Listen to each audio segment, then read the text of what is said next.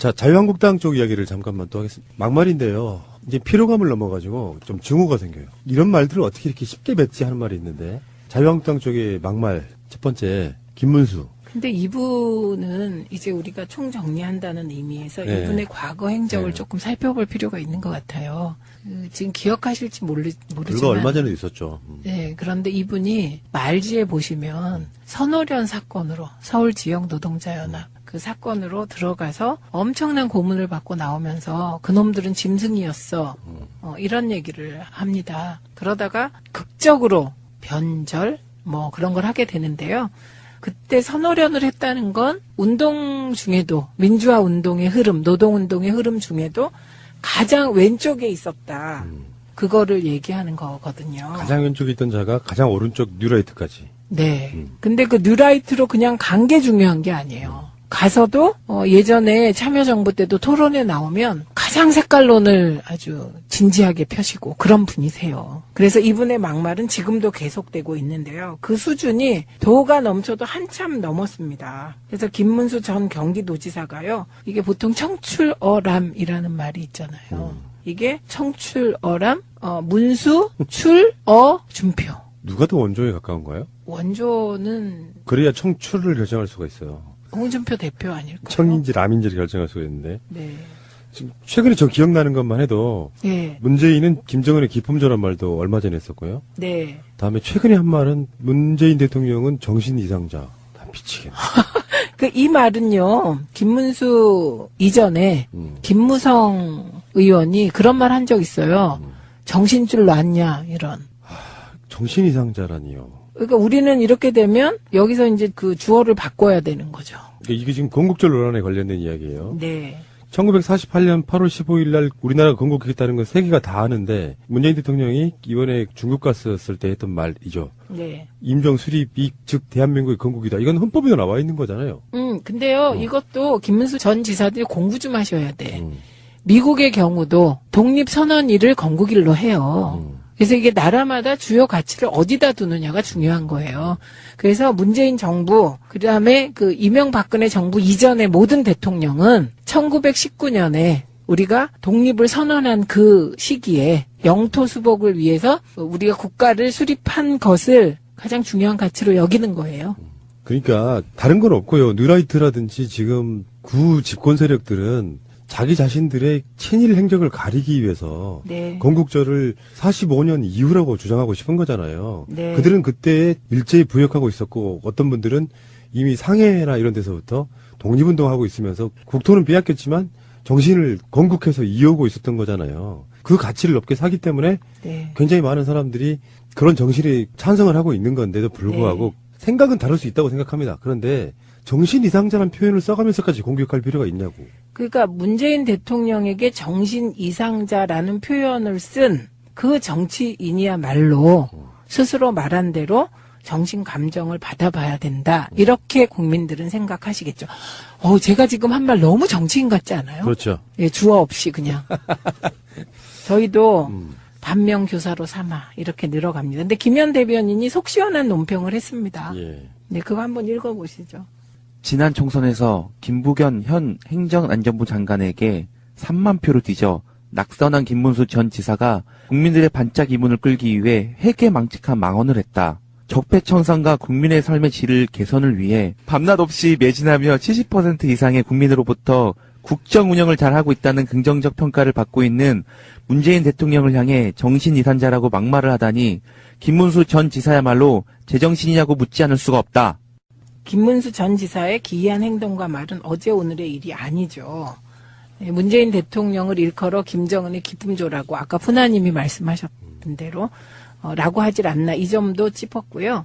119 긴급 전화에 대고 내가 도지사라며 소방관의 관등 성명을 요구를 하질 않나. 춘향전과 관련된 발언은 차마 입에 담기조차 민망할 지경이다. 그래서 김 전 지사의 과거 막말을 열거했다는데 홍준표 대표, 심재철 국회 부의장, 김문수 전 지사. 춘향제는 변학도가 춘향이 따먹는 이야기다 이렇게 표현했었죠. 김문수. 어떻게 사람이 그렇게까지 됩니까? 에이씨. 그래서 자유한국당의 막말 퍼레이드는 김현 의원의 일갈은 언론 조명을 받아보려고 전전긍긍하는 자유한국당이 자멸의 길로 가고 있다 경고했습니다.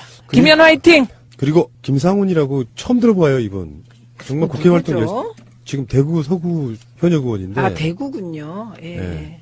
진짜 이런 분들 많아요. 국회의원들 중에 이름 아는 사람이 반이 안 될 것 같아요.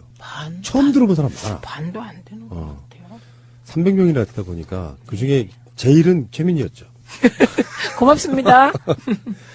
이게 지금 그 홍준표가 전국 순회를 하고 있어요. 자기네 네. 이제 당의 어떤 분업을 위해서. 네.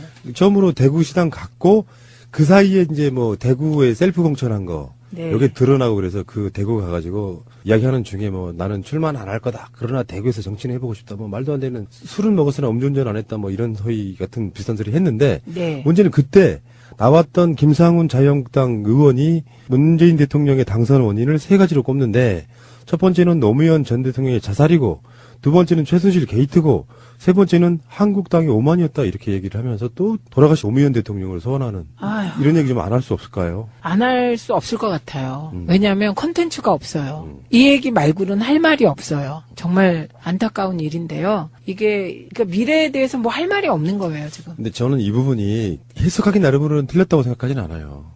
노무현 대통령이 그런 정신을 남겨두셨어요. 네. 내가 죽은 뒤에 기필코 정권 찾았으면 좋겠다. 노 대통령 그렇게 돌아가시고도 우리가 정권 교체를 못했다니 하는 그런 부분이었었거든요. 근데 그 정신이 남아서 정권 교체를 시켰다고 해도 과언이 아닌 부분이 있기 때문에 네. 딱히 틀린 말은 아닌데 이 사람들이 할 말은 아니라는 거죠. 같은 말도. 아, 그리고 표현이요, 표현. 우리가 그걸 표현하면 노무현 대통령의 그 서거로 전 국민이 각성하는 계기가 왔다. 뭐 이런 표현으로 하죠. 그런데 이게 뭐 이런 말도 안 되는 표현들이 자유한국당한테 뭐 정치 언어의 품격을 높이라 이런 말은 못 하겠지만 이건 진짜 수준이 부끄러워서요. 당한 사람들 입장에서는 그게 그 입에서 나올 말이 사실 아니거든요. 가해자가 그런 말을 하면 어떡해요. 그렇죠. 그러니까 그게 이거예요. 제가 요즘 어디 가서나 이제 이 말씀을 드리는데요. 이번에 이제 북한 대표단이 누군가 오잖아요. 그럼 체류비가 문제가 되잖아요. 우리가 되냐, IOC가 되냐, 뭐 이런 얘기인데, IOC는 될 수도 있다고 하다가 또 되게 어렵다고 하다가 어쨌든 다들 그거를 고민하는 거예요. 왜냐하면 북한의 참가가 평창 올림픽 성공의 중요한 아주 핵심 포인트잖아요, 지금. 그러니까 북한 선수들이 평창 올림픽에 참가한 그 시기에 북한이 도발하지는 않을 거 아니에요. 그래서 이제 핵심 포인트인데 우리가 북한 체류단에 대해서 체류비를 주는 것이 자존심이 상한다. 이렇게 말도 안 되는 표현을 보수 쪽에서 해요. 그런데 뒤집어서 생각하면 자존심이 상하는 건 우리가 아니죠. 북한이죠. 그리고 오히려 우리 국민은 우월감, 자부심을 느끼는 그런 건이거든요. 그러니까 이런 상황에서 한국당이 남북관계에 대해서도 계속 한미관계 이간질하면서 어떻게 생각하면 남북관계 개선을 안 바라는 것 같이 느낄 정도였잖아요. 그런데 트럼프가 문재인을 100% 지지한다, 남북대화를 100% 지지한다 이렇게 나오면서 설 자리가 없어요.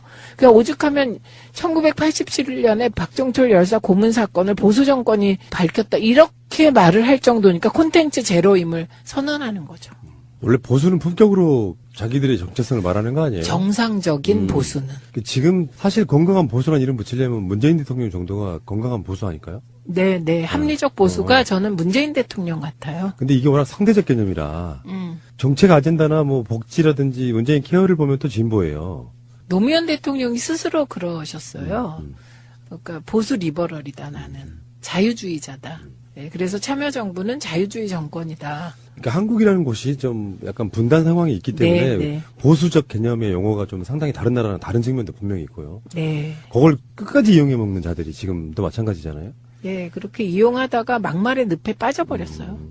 그러면서 이제 최근에 그 홍준표가 이명박 만나면서 했던 말, SBS도 뺏겼고 KNN도 뺏겼고 이런 이야기도 보면은 종편도 반은 넘어갔고. 그렇게 말하는 이걸 아까 똑같은 이야기로 문재인 대통령이나 추미애 대표가 이런 말 하면 어떻게 공격할까요?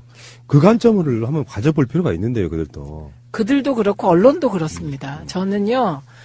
지금 많은 국민들이 언론, 기자, 가로 안에 기레기 이렇게 의심을 하죠. 그런데 그게 저도 의심하게 돼요. 왜냐하면 이번에 남북 고위급 회담 오늘 열렸지 않습니까? 그거 제대로 왜 공영방송 보도 안 합니까? 정말 이해할 수가 없어요. 그리고 홍준표 대표의 이 막말의 내용 있잖아요. 이거는 방송 장악했다를 실토한 거잖아요. 그렇죠, 어쩌면. 예, 이 부분에 대해서 왜 종편들 가만히 있습니까? 그 홍준표 말고도 또 다른 한 분이 그렇게 이야기했었죠. 예, 순회를 뇌를. 예. 그런데 이런 식으로 방송 장악을 실토하면 자백하면 이건 언론이 방송이 융단 폭격해야 되는 거잖아요. 근데 어쩌면 이게 역차별 같은 건데 무뎌져 있어가지고 저놈들은 당연히 그럴 놈들이야 해서 별로 쇼크로 안 받아들이는 것도 문제가 있다고 봐요. 그리고요, 자유한국당 쪽 그 파주시장, 그 비리로 이제 시장직이 박탈됐어요. 절대로 그 기사에 자유한국당이 없습니다. 항상 그러대. 네. 그 국회에서도 마찬가지로. 네. 최경환 의원, 이우현 의원 구속영장 발부된데 자유한국당 써줘도 되잖아.